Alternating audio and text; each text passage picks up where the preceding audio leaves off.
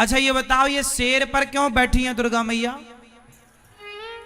क्यों है दुर्गा मैया का वाहन शेर? शेर किसका प्रतीक है? शेर किसका प्रतीक है? जोर से। शेर राजा का प्रतीक है, जंगल का राजा है शेर। शेर कौन है? जोर से। राजा। शेर कौन है? राजा। इसलिए जो राजा महाराजा होते हैं ना, वो अपनी सिंहासन पर शेर, उनके सिंहासन के पास शेर की प्रतिमा होती है। तो दुर्गा मैया शेर पर सवार हैं, शेर राजा का प्रतीक है। अब दुर्गा मैया शेर पर क्यों चढ़ी हैं और क्या मैसेज दे रही हैं? दुर्गा मैया का हाथ, दुर्गा मैया के हाथ कितने हैं? जोर से। 8। दुर्गा मैया कहती हैं 8 हाथ हैं मेरे, और 8 हाथ तब होते हैं जब 4 लोग खड़े हों। आप कितने लोग हैं? आप कितने लोग हैं? हिंदू कितने लोग हैं? हम सब 4 लोग हैं। हम सब कितने लोग हैं? 4।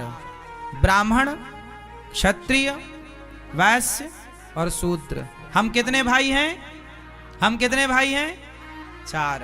ब्राह्मण, क्षत्रिय, वैश्य और ये चारों भाइयों के हाथ कितने हुए? 8।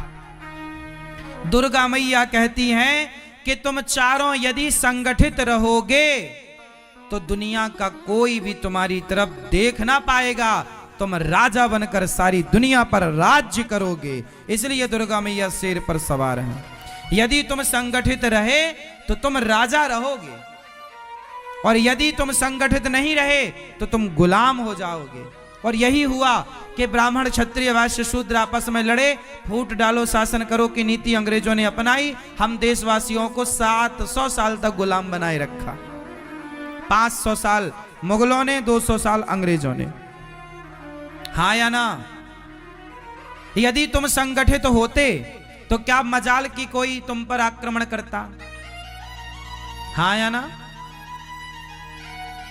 इसलिए संगठित होना जरूरी है। और दुर्गा मैया शेर पर सवार होकर मैसेज दे रही हैं कि तुम संगठित होगे तो राजा की तरह रहोगे, राजा बन के रहोगे। लेकिन आपको तो लड़ना है आपस में। जातवाद का जहर कुछ लोग घोलते रहते हैं। हमारी सारी देवी देवता जो वाहन है उसका एक अलग ही कारण है, लेकिन आप पता नहीं उस कारण तक पहुंचते हैं नहीं पहुंचते, समझते हैं नहीं समझते।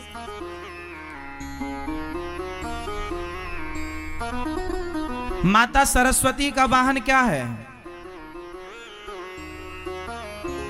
मैया, माता सरस्वती का वाहन क्या है? क्या क्या है भैया? क्यों बैठी हैं माता जी हंस पर? हंस किसका प्रतीक है? नहीं,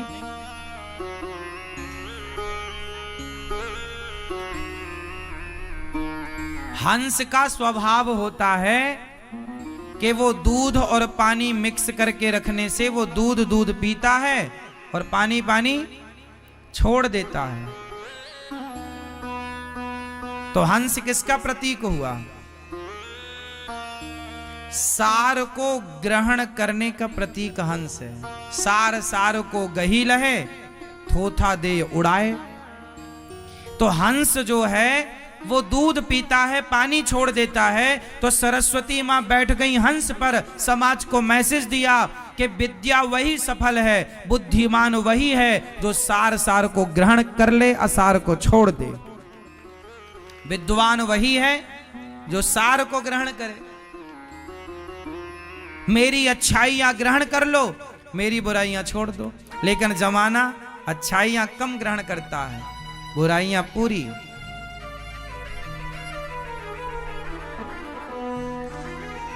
तो हंस पर बैठने के पीछे का मैसेज ये है। गणेश जी चूहे पर बैठे हैं।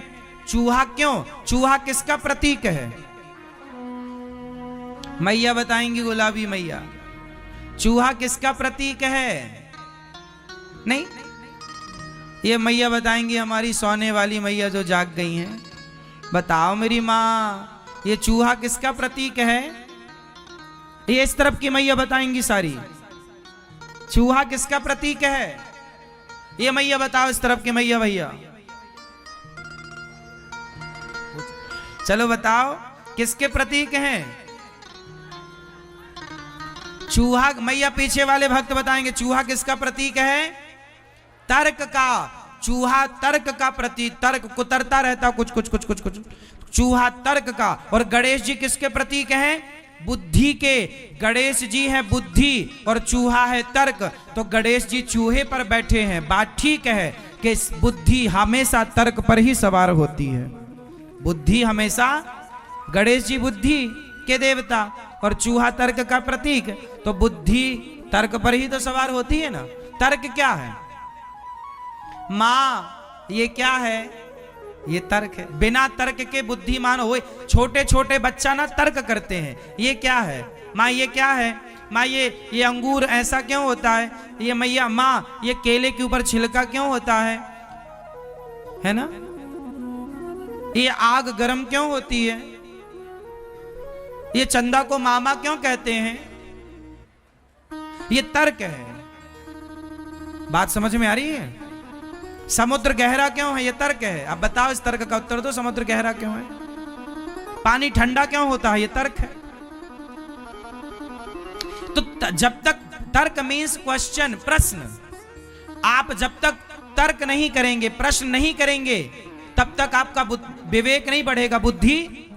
हाँ, इसलिए जिज्ञासु बच्चे अच्छे होते हैं। बच्चों का स्वभाव जिज्ञासु होता। माँ ये क्या है, ये क्या है, ये क्या है, ये क्या है, ये क्या है? माँ बताएगी ये ट्रेन है, ये बस है, ये ट्रेन कैसे चलती है, ये क्या होता है, ये क्या, सब बच्चे पूछते हैं।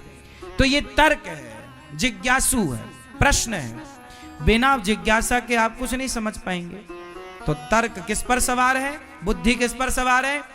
बुद्धिमान वही जो तर्क जानता है। जैसे मैंने कहा भगवान सब जगह होते हैं, फॉर एग्जाम्पल, जैसे मैंने कहा कि भगवान, तो आपने तुरंत तर्क कर दिया, महाराज जी सब जगह होते हैं तो दिखते क्यों नहीं?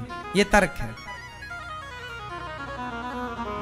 अब जैसे आपने तर्क दिया कि भगवान सब जगह होते हैं, आपने कहा भगवान सब जगह होते हैं, दिखते क्यों नहीं?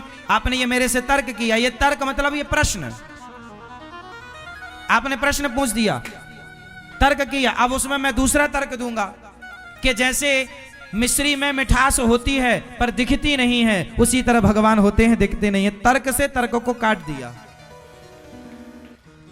जैसे लोहे से लोहा कटता है, ऐसे ही तर्क से तर्क कटता है।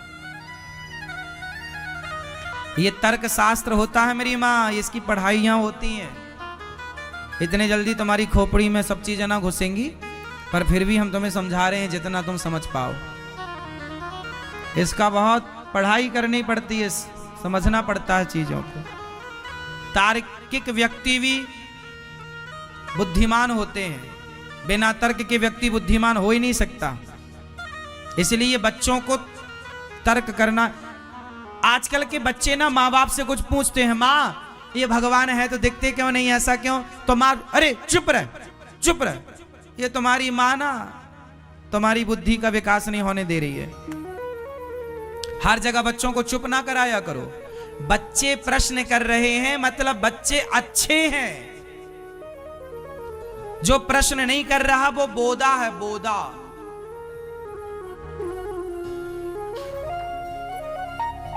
झंडू बाम कुछ नहीं पूछता, कुछ नहीं बोलता, बैठा ऐसे बोलते गांव में, बोदा कहीं का बोदा। वो बच्चे बहुत बुद्धिमान हैं जो बहुत सारे प्रश्न करते हैं। ये ऐसा क्यों? मतलब वो प्रश्न इसलिए कर रहे हैं, वो जानना चाहते हैं। वो क्या चाहते हैं? जानना। लेकिन आप माँ हो, आपको कुछ पता नहीं, बच्चे पूछ रहे हैं, माँ ये भगवान दिखते क्यों नहीं है? तो चुप रह, भगवान पे सवाल खड़ा क्यों नहीं खड़ा करेगा? बताओ, उसे समझाओ, उसकी जिज्ञासा है, उत्तर दो। आपका धर्म है उत्तर देना। इसके लिए माँ बाप का सत्संगी होना जरूरी है। जब तुम सत्संग करोगे तो हर प्रश्न का उत्तर दे पाओगे। हम कथा ऐसी सुनाते हैं आपको कि आप हर प्रश्न का उत्तर दे पाओ। आप सुनते रहिए। आप 1 महीना की मेरी क्लास ज्वाइन कर लीजिए, 1 महीना सत्संग कर लीजिए। 1 महीने में आप 80% प्रश्नों के उत्तर देने लग जाएंगे। 1 महीने के अंदर सामान्य जो प्रश्न हैं, जो धर्म आध्यात्म से जुड़े हुए हैं, 1 महीना आप मेरी बातें समझ लीजिए। 1 महीने के अंदर आप इतने मजबूत हो जाएंगे कि आप विधर्मियों के तो हर प्रश्न का उत्तर दे पाएंगे। सत्संग करिए तो। और ये माँ बाप को बहुत जरूरी है। तुम्हारे बच्चे कल को कोई पूछेंगे तुमसे, तुम चुप ना हो जाना। और ना यदि तुमने बच्चों को चुप कराया तो बच्चे कल से कुछ नहीं पूछेंगे तुमसे। फिर क्या होगा? जो उनकी बुद्धि का विकास हो रहा था, तुमने उनकी विकास होती बुद्धि के मुंह में हाथ रख के उसे दबा दिया। उनका क्वेश्चन करना, तर्क करना इतना जरूरी होता है। जितना तार्किक बच्चा होगा उतना बुद्धिमान होगा। लेकिन माँ बाप क्या करते हैं? तू चुप रह। इसके बाद बच्चा समझ गया कि माँ के पास उत्तर नहीं है, इसलिए बच्चे पर तुम्हें बुद्धू भी समझने लगता है। अरे मम्मी तो पागल है, पत्थर की पूजा करती है। अब तुम उसे संतुष्ट नहीं कर पाओगे तो वो तो तुम्हें पागल ही कहेगा। तुम बनी रहो पर कितनी भी बड़ी भक्त। बच्चों को तर्क से काटो। बच्चों के प्रश्न का उत्तर यदि तुमसे नहीं आता तो बच्चों से कहो, बेटा हम तुम्हें गुरुजी के पास लेकर चलेंगे, तुम गुरुजी से पूछना, वो तुम्हारे प्रश्न का उत्तर देंगे। इसी बहाने संतों के पास जाओगे, संत समाधान करेंगे तो बच्चों की श्रद्धा संतों से जुड़ेगी, बढ़ेगी और तुम्हारी भी गरिमा भी बनी रहेगी। अब तुम चुप करा दोगे तो बच्चों का जितना उत्थान होना था, जितनी बुद्धि का तेजी से विकास होना था, सब दब गया, खत्म। अब वो पूछें तो पूछें किससे? हाँ या ना? एक उम्र के बाद फिर बच्चे नहीं पूछते। 10, 12, 15 साल के भीतर भीतर ही सब बच्चे पूछते हैं। 13, 14 साल के बाद फिर बच्चे कुछ नहीं पूछते। हाँ या ना? ये बात सही है कि गलत है? इसलिए बच्चे जो पूछें खुशी खुशी उनके प्रश्न का उत्तर दिया करो और डांटा ना करो बच्चों को। शंकर जी के गले में सांप की माला क्यों? शंकर जी सर्पों की माला, सांप कौन पहनता है भाई? सोना चांदी पहनते हैं लोग। शंकर जी कैसे हैं? सांप पहनते हैं। सांप क्यों पहनते हैं शंकर जी? क्या मैसेज है? आप क्या सीखा आपने? हाँ, शंकर जी मैया, शंकर जी सांप की माला क्यों पहने हैं मेरी मां? नहीं मालूम? अच्छा, ये दादाजी बताएंगे, काली मूंछों वाले। नहीं, कभी पूछा नहीं आपने शंकर जी से? शंकर जी सर्पों की माला इसलिए पहनते हैं क्योंकि सांप है मृत्यु, काल, कालव्याल मुखग्रास त्रास निर्णास हेतवे। सांप काल का प्रतीक है। जैसे धर्म का प्रतीक नंदी है, ऐसे काल का प्रतीक कौन है? सांप। किसका प्रतीक है? मृत्यु का। भाई सांप दिख जाए मतलब मृत्यु ही मानो। यदि दूर रहो तो ठीक है, वरना डस लेगा तो मृत्यु है। तो सांप मतलब काल, काल मतलब मृत्यु। तो शंकर जी ने काल को गले में लटका रखा है। मानो शंकर जी ने कहा है कि अपनी मौत को सदा याद रखना चाहिए कि तुम्हें मरना है। जो अपनी मृत्यु को सदा याद रखेगा वो कभी पाप नहीं करेगा। पाप वो करते हैं जो अपनी मृत्यु को। अच्छा एक बात बताओ, यदि आपको पता लग जाए कि आप 1 घंटे बाद मर जाएंगे तो फिर आप उस 1 घंटे में क्या क्या करेंगे? झगड़ा करोगे अपनी पत्नी और पति से? मैया, करोगे झगड़ा? एक शराबी डॉक्टर के पास आ, देखो मौत का कितना बड़ा खौफ है, मृत्यु का कितना बड़ा। आप किसी से कह दीजिए कि तुम मर जाओगे 2 दिन बाद, तो वो 2 दिन में सारी जिंदगी में जितना बढ़िया ना हो पाया वो 2 दिन में बढ़िया हो जाएगा। हाँ या ना? एक डॉक्टर के पास एक शराबी चला गया, डॉक्टर साहब देखो जरा हम बीमार क्यों हैं। नशे में गया। डॉक्टर साहब ने कहा सुनो, एक्सरे वगैरह किया, उसका चेकअप किया। डॉक्टर ने बताया कि तुम्हारा पेट में किडनी गुर्दा लीवर सब खत्म हो चुका है, तुम 5 दिन के अंदर मर जाओगे। और जैसे ही डॉक्टर ने कहा उसकी शराब उतर गई। डॉक्टर ने ठीक बोल दिया कि भाई कुछ नहीं बचा अंदर, तुम्हारा चेकअप सब कर लिया, 5 दिन में तुम मरने वाले हो, ज्यादा से ज्यादा 5 दिन बल्कि 4 दिन। अब तो शराबी की शराब उतर गई। अब उसे कुछ समझ ही ना आए मैं क्या करूं, अब तो उसको 5 दिन बाद मर जाऊंगा मैं। वो शराबी अपने घर गया, रोज पी कर जाता था, आज बच्चों को लड्डू लेकर गया, पत्नी के लिए साड़ी लेकर गया, पत्नी के पास बैठा। उसने पत्नी को नहीं बताया, किसी को नहीं बताया कि मैं 5 दिन बाद मर जाऊंगा। पर आज उसने अपनी पत्नी से ना, जो शादी से आज तक उसने कोई बढ़िया व्यवहार नहीं किया, आज उसका व्यवहार पत्नी के लिए बहुत अच्छा था। पत्नी को लगा क्या हो गया, आज तो बड़े प्यार से बोल रहे हैं, अच्छी बात। बच्चों को प्यार, रोज डांटता था, बच्चों को फेंक देता था गोद से नशे में, आज प्यार कर रहा, गोद में बिठा के लड्डू खिला रहा, माँ के पांव दबा रहा है। रोज बूढ़ी अम्मा के बाल चोटी पकड़ के घुमा देता था, आज वो पांव दबा रहा। पत्नी के साथ अच्छा, बच्चों के साथ अच्छा, लेकिन गुमसुम है, कुछ नहीं बोल रहा है, चुप न खा रहा है भरपेट। पत्नी बोली खा लो, नहीं, भूख ही नहीं लग रही उससे। अब उसने कुछ खाया नहीं, थोड़ा बहुत पत्नी ने कहा तो पत्नी की खुशी के लिए थोड़ा खाया, पानी पिया। एक दिन गुजरा तो कहीं नहीं, आज वो घर से निकले ही नहीं, पूरा समय पत्नी को, पूरा समय बच्चों को, पूरा समय माँ को, कहीं नहीं निकला। तीसरा दिन, आज 5वां दिन। अब वो सोच रहा अब तो मैं गया, अब गया, अब गया, अब गया, अब गया, लेकिन 5वां दिन हो गया, वो मरा ही नहीं। 6वां दिन हुआ, उसको लगा शायद आज, 6वां दिन भी हुआ, वो नहीं मरा। 7 दिन हो गए, 8वें दिन दौड़ के डॉक्टर के पास गए, डॉक्टर साहब मैं मरा नहीं, आपने बोला था। डॉक्टर साहब ने बोला अरे तुम्हें मरना है क्या? नहीं नहीं नहीं, मुझे नहीं मरना।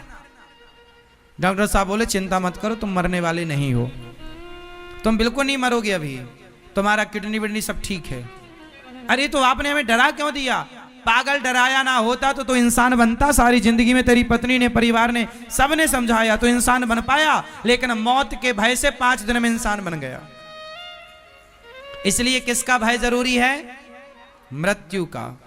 इसलिए शंकर जी अपनी मौत को गले में लटका के चलते हैं। ए दुनिया वालों देख लो, काल मृत्यु है, और 2 बातन को भूल मत, जो चाहे कल्याण, नारायण एक मौत को दूजे श्री भगवान। अपनी मृत्यु को और अपने भगवान को सदा याद रखना चाहिए। जो मौत को याद रखता है वो गुनाह नहीं करता, जो भूल गए अपनी मृत्यु को वो गलत कर रहे हैं। आप अपने से बताइए ना, आपको पता चल जाए कि आप 1 घंटे बाद मर जाएंगे तो क्या आप कोई गलत काम करेंगे? फिर गलत काम तो तब होते हैं जब आदमी ये मान लेता है कि मैं तो मरूंगा ही नहीं। इसलिए शंकर जी गले में क्या लटकाए हैं? हाँ, शंकर जी का प्रत्येक चीज सीखने योग्य है।